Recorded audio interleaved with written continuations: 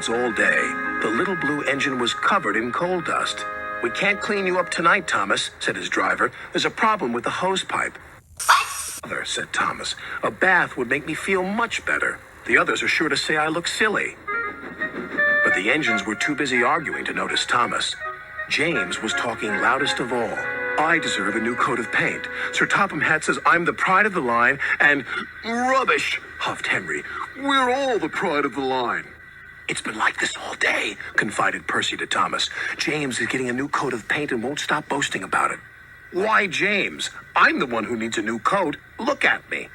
"I'd rather not," retorted James. "You're not a pleasant sight, and wouldn't understand the needs of a really important engine." Thomas was fuming. Next morning, as James was being repainted, Henry had an accident. "If you can't push cars properly, Henry, why not talk to a tree instead? You know how much you like the forest." "As a matter of fact, Bossy Boiler, Sir Topham Hatt is inspecting the island for trees that are too close to the line. He's worried they might cause trouble." "Pah!" laughed James. "If I came upon a tree, I'd just push it aside." "Really?" Henry replied. Soon James was showing off his paintwork. "Make way for an important engine." "You wouldn't feel important if one of those trees crashed on you. You'd feel hurt," reproached Percy.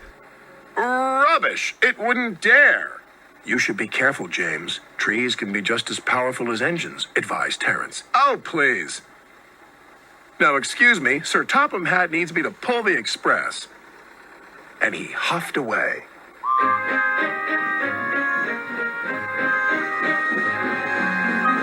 But James was wrong. "You must go to the yards and collect an important goods train, James." "It's heavy, so be careful," said Sir Topham Hatt. "But, sir, I've just been repainted. Can't Thomas or Percy do it? They're dirty and like working with freight cars." "Really useful engines don't argue." So James didn't. By the time he arrived at the yards, the weather had changed for the worse. "Your color's nice, James. Pity about your face, though," said a freight car. James ignored them and set off.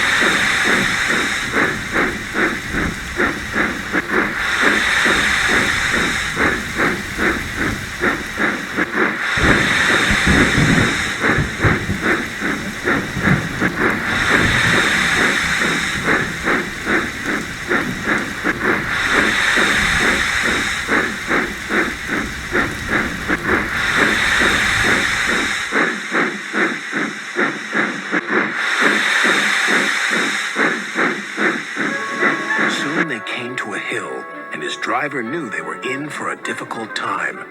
An old tree close to the track was being blown by the strong winds, and the rain had weakened the slope.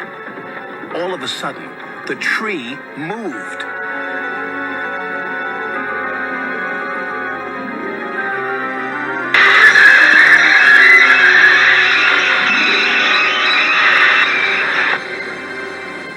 "Oh, help!"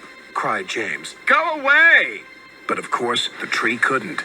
James tried to reverse away from the tree, but his train was too heavy.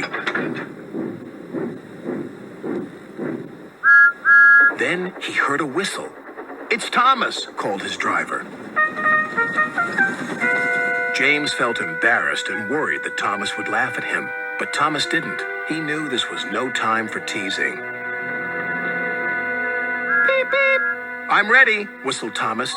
"So am I," replied James. "As ready as I'll ever be." They were just in time.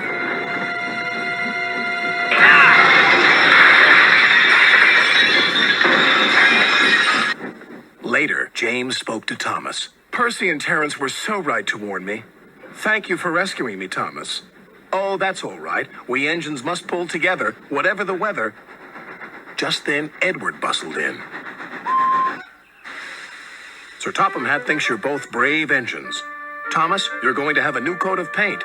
And James, Sir Topham Hatt says that tomorrow you'll pull the special express." Everyone was very happy.